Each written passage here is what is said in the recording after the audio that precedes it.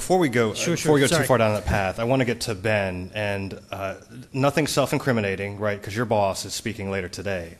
But can you address the point about definition of success and from the field, right? You're the one you're doing it, right? I mean, so my perspective, we actually have probably lived the study at Motorola. So I've been there, we're going on 5 years, and I'm on my third CMO there. So I've seen that.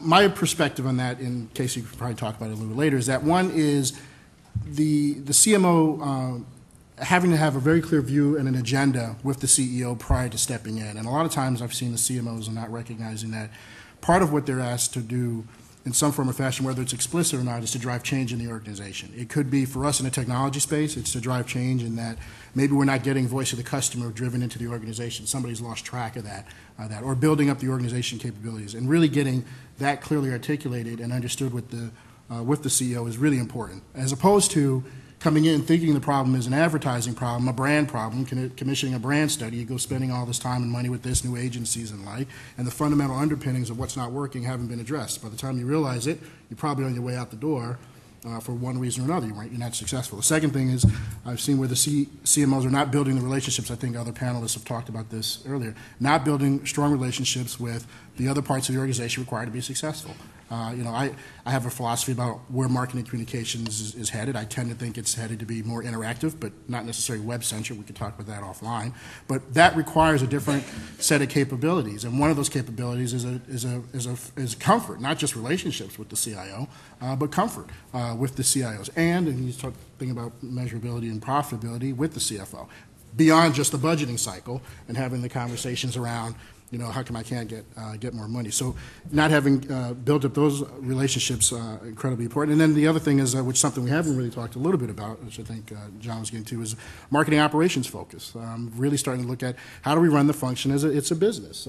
Taking the same type of discipline that when I was in strategy or supply chain or something like that, applying that type of discipline to how we manage the marketing function. I not just necessarily within my own organization in pockets, but also when I speak to my other colleagues, that really just starting to get better at doing that. So I think there's some of those things there that exist that it's a challenging job. I mean, obviously, I hope to one day aspire to sit in that job, but I think it's a great time to be a CMO, but it's probably the toughest time to be a CMO. And if you get it right, Steve Jobs and some of the other folks who actually don't hold the title of CMO, it's the rewards are really great, especially in kind of the environment that we live in today. But it's a very challenging job, from my perspective. Absolutely. Yeah, I think we've got a question back there. My name is Pete Kranick. I'm with CMO at QD Technology, and I'm involved with a group called the CMO Club, just a group of CMOs that get together for dinner throughout the U.S., et cetera. And commenting on that study, and I do have a question here, I promise, but commenting on that study, I agree. As I've been involved with dinners with tens and hundreds of CMOs the last year or so, what's not there is a very large percentage of CMOs I've talked to and been involved with, they make the decision to leave. Yeah. It's not that they're fired. Yeah. They say, my CEO doesn't get it, I don't have responsibility for customers, whatever the components, okay. And they end up leaving.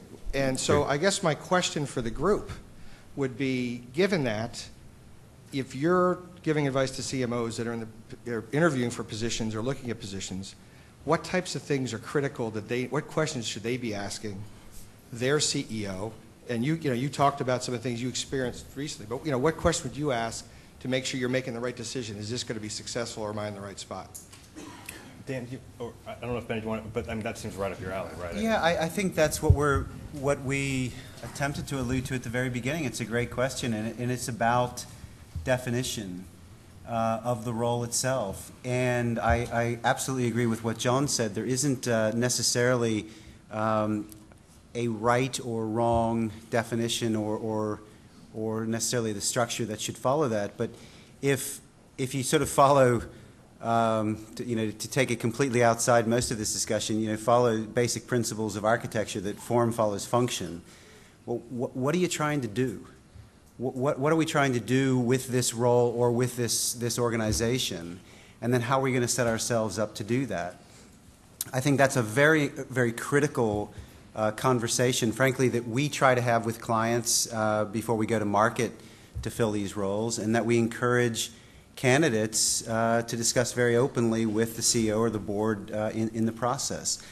I would just for a moment, double click on something that's been discussed in a few different ways that I think is also critical. When we talk about alignment, it seems to me that alignment comes in a couple of different ways. It comes by virtue of a structure, perhaps, but I think we all know of structures that might visually look aligned, and in fact there's no alignment whatsoever, because at the end of the day, relationships have an important, have a lot to do with whether people and structures are really aligned, whether or not thinking and processes are in fact really aligned in an organization. And that's some of the softer side of how we look at trying to get the right people in roles is, are they capable of creating and maintaining and developing the kinds of relationships that will ultimately achieve alignment that we've talked about being so critical inside a marketing organization and throughout the organization.